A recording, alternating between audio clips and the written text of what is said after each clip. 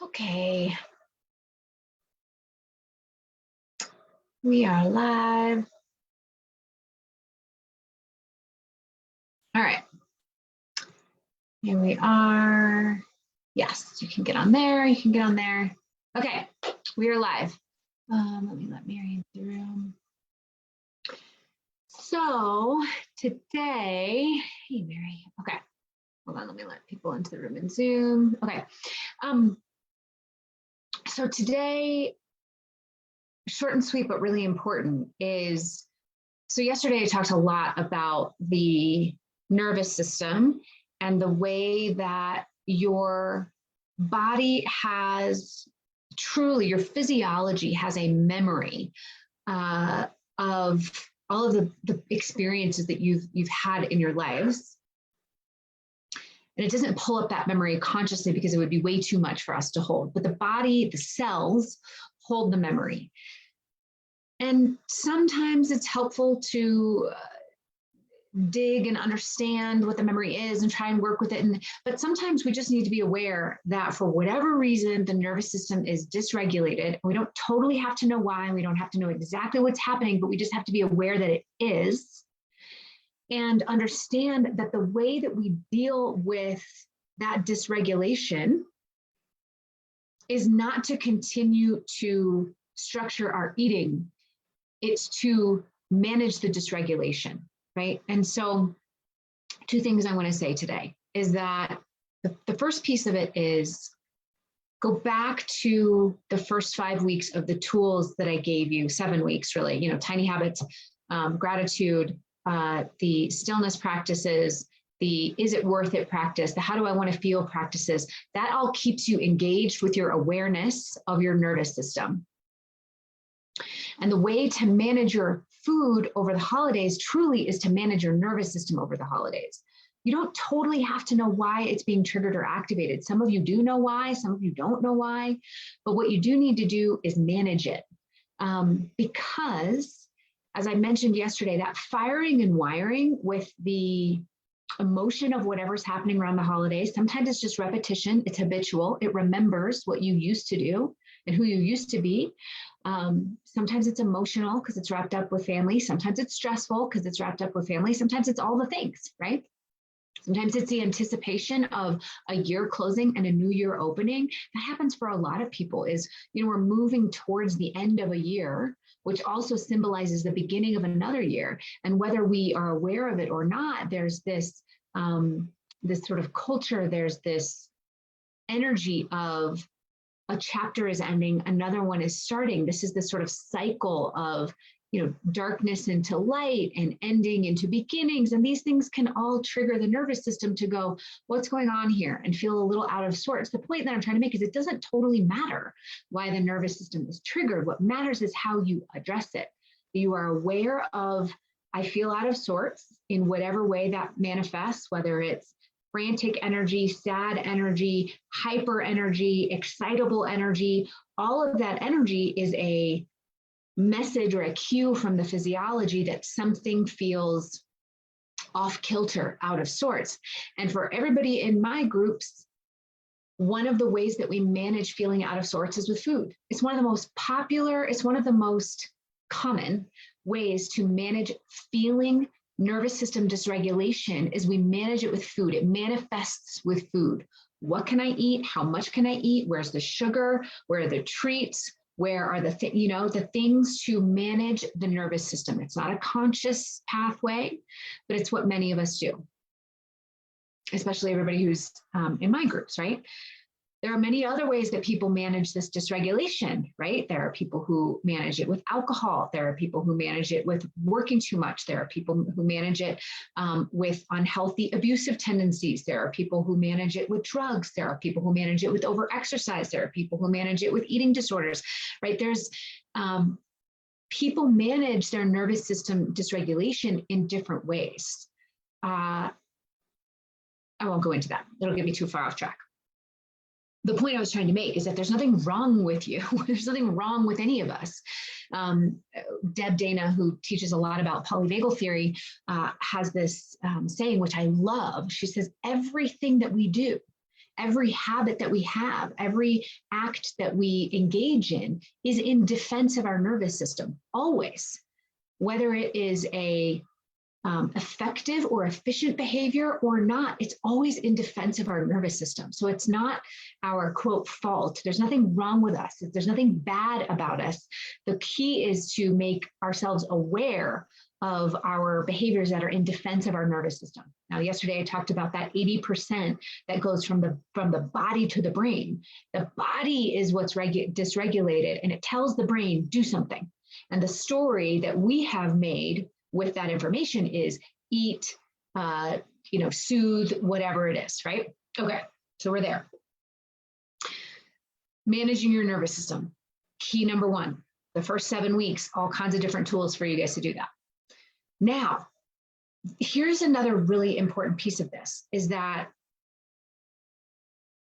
the next thing to do is that we want to make sure we don't habituate ourselves into this pattern just because we've engaged in it, right? So if you are someone who has struggled with food over the holidays and you find yourself struggling with food this holiday, the worst thing you can do for yourself is then to have that be a foregone conclusion. Oh, see, this is who I am. This is just what I do. I struggle with food over the holidays. I'll pick it back up in January, right? I know I'm going to struggle with this. I know that it's going to be hard for me. That type of what I call habituation, and it's habituation because that's what you've always known, that's what you've always said, that's who you've always been, right? And so that type of habituation is the worst thing you can do for yourself. So what do you do instead?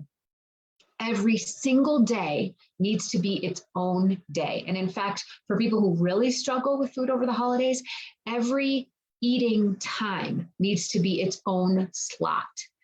Every time slot starts over again.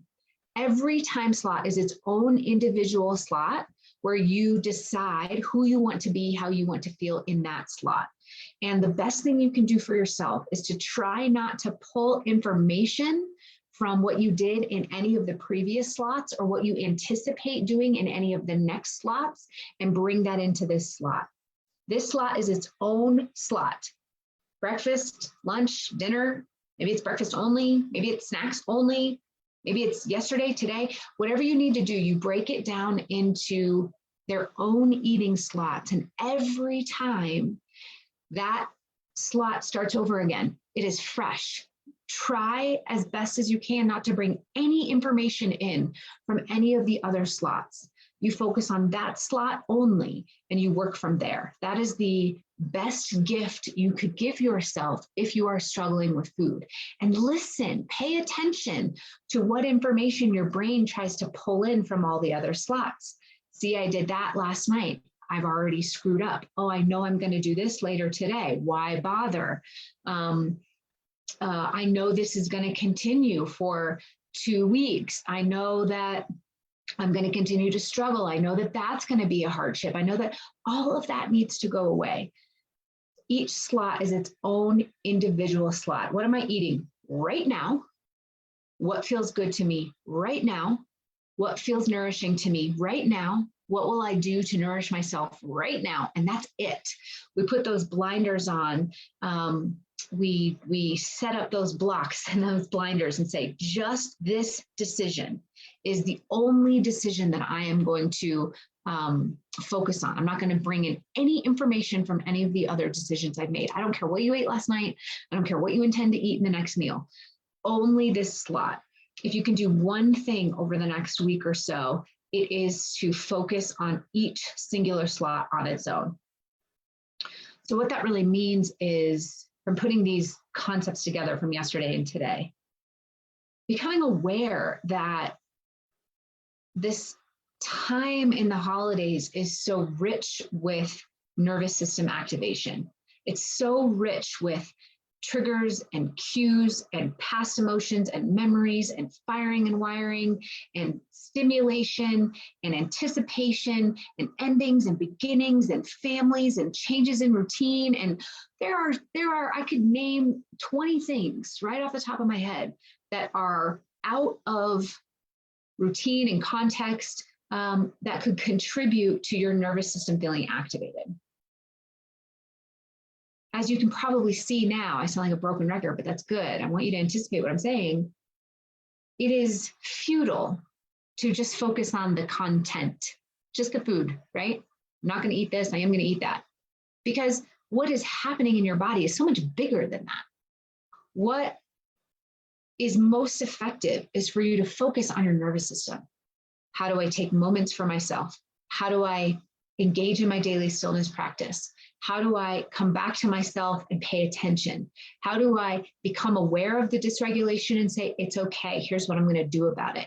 How do I stay mindful of the decisions I'm making? How do I stop bringing in information from all of my other decisions and just focus on this one? Notice how I've said nothing about what you can and can't eat because it's not helpful. It doesn't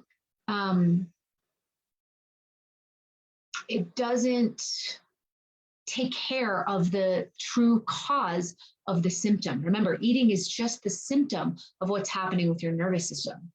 So I hope that helps putting those concepts together. No matter what you've done or anticipate doing, try to put those blinders on and notice when you're bringing in other information other than just what's happening right in front of you.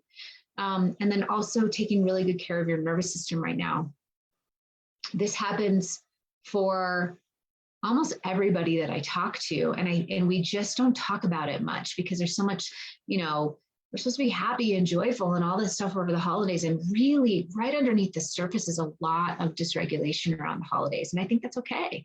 I think it's a super tender, vulnerable time for us to really focus on taking care of ourselves. So hopefully you're all doing that. Let me check the comments over here. Looks like we're good. Okay, everyone. Thank you for joining today. I should be on same time tomorrow. Thursday is iffy, but it looks like I might be on Thursday morning, same time. And then Friday I'll be taking off. So I'll see you tomorrow. Let me know what questions you have and how you all are doing. And we'll catch you then.